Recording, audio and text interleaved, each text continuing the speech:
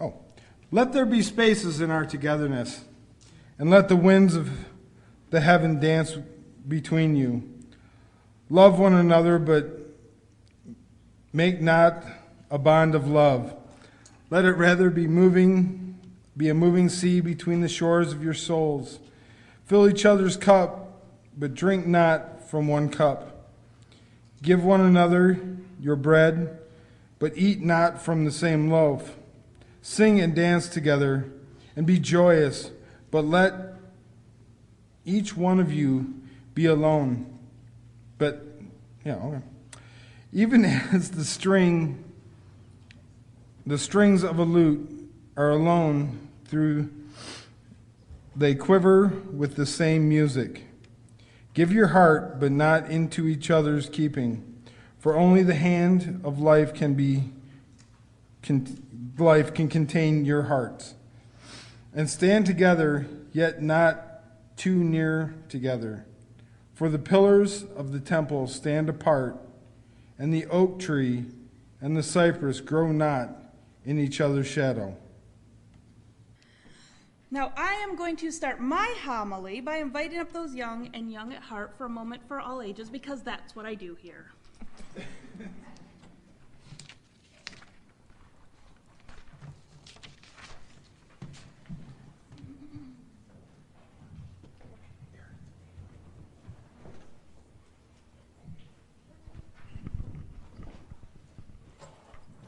Okay, who has heard of the red string of destiny?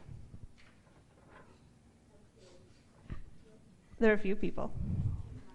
I love it when I get to tell you guys something new.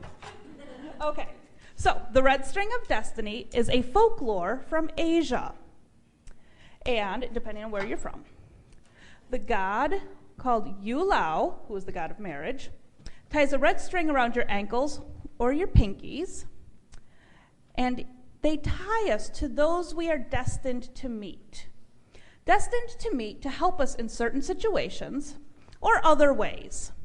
This magical cord may stretch or tangle, but it never breaks.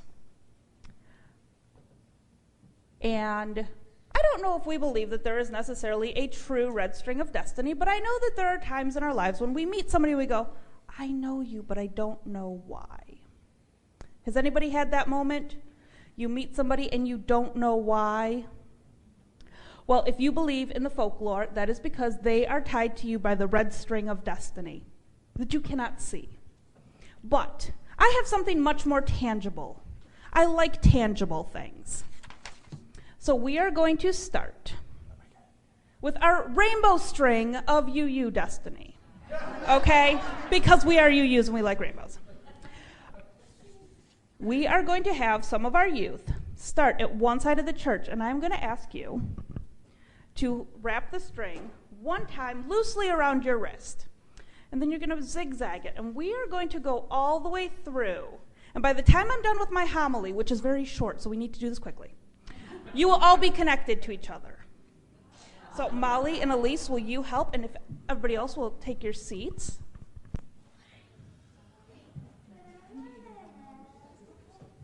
Okay. Thank you. And if you don't want to participate, please feel free to let it pass you. No judgment here. This is no judgment zone, kind of like Planet Fitness. Okay. Today, we are celebrating the renewal of wedding vows. Promises made to each other, covenants agreed upon. Marriage is a connection that we choose to hold and cherish, but it is not the only connection that we can share. There are friendships that last longer and are far more faithful than many marriages. Well, there are connections we make at work and at school, and there are connections we make in our churches. In our Unitarian Universalist faith, we are not asked to share a common God. We are not asked to share a common idea of what is holy. We are asked by our seventh principle to honor the interdependent web of which we are all a part. Now, like I said, there may not truly be a red string of destiny, but as you're becoming literally connected to each other, you can feel each other's movements, becoming aware of the movements around you. If we take the time to notice it, These connections are still present in our everyday lives. That little blue car that you see each day on your way to work, the cashier at the coffee shop, or the person at the bus stop each afternoon. Each of these connections to the greater web of life allows us to gently touch another life. Your smile at a stranger, the tip you place in the cashier's jar, opening the door for somebody else. Each of these connects us to each other, and that person will in turn touch somebody else's life. And it becomes like the ripples across a pond once the stone is thrown. Today, we ask you, our UUCF community, to hold our friends and couples in your hearts, because we believe that being connected to this church makes us stronger than we would be without it. This congregation is a place to let go of the barriers that keep us from talking to each other. The barriers of age, race, gender, class, education level, ability.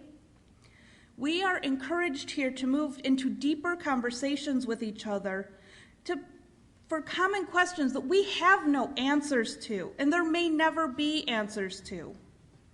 As a community, we hold those around us, the ones our red strings of destiny touch, in our hearts, thoughts, and sometimes in our arms. We hold them in times of joy, fear, excitement, and sorrow. And isn't that what we ask for in our marriages too? This project is taking a little longer than expected.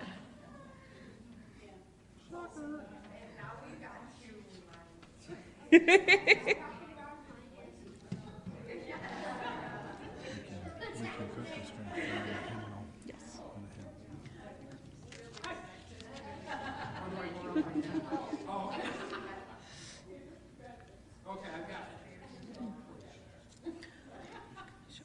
Are you looking for Carrie?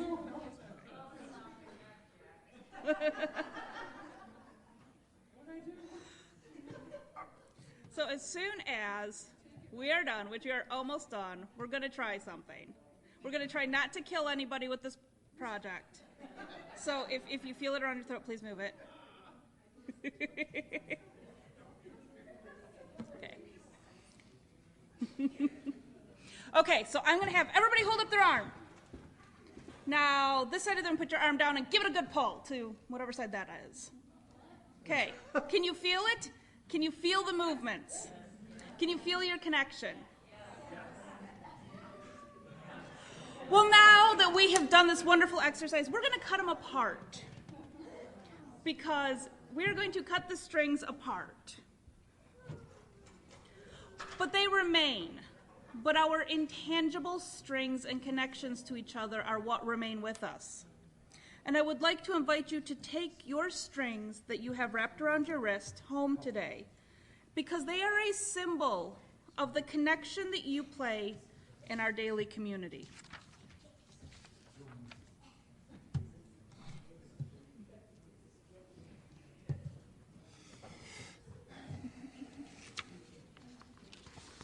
We take this time to slow, to share a moment of quiet connectedness.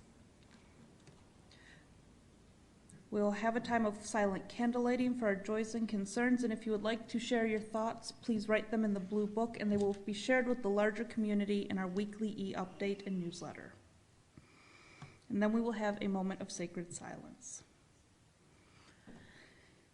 Now, together we breathe. A deep breath in through our nose, into your lungs, down into your diaphragm. We hold it together. And we let it out slowly. Breathe out through your mouth.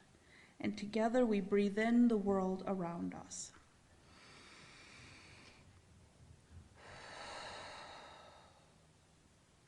We pause in the stillness to rest for a moment, to quiet ourselves so that we can feel what stirs within us. Each breath draws us closer to the pulse of life, and with each exhalation, we make room for something new. May we find in this gathering the comfort of those who care. May we encounter patience along our growing edges, and compassion in our most tender spots. Here may we find the inspiration and encouragement we need to face our challenges and nurture ourselves. And in the presence of suffering across the globe, may we redouble our efforts to practice kindness where we are, with the hope that the light of our actions travels like the light of faraway stars.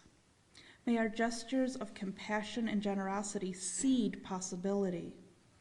May we walk humbly with one another, choosing reconciliation over resentment as we try to live right-sized. When life presses in and shifts us off balance, when pain assails us, when frustration mounts, may the rhythm of our breath steady us and bring us back to a place of gratitude.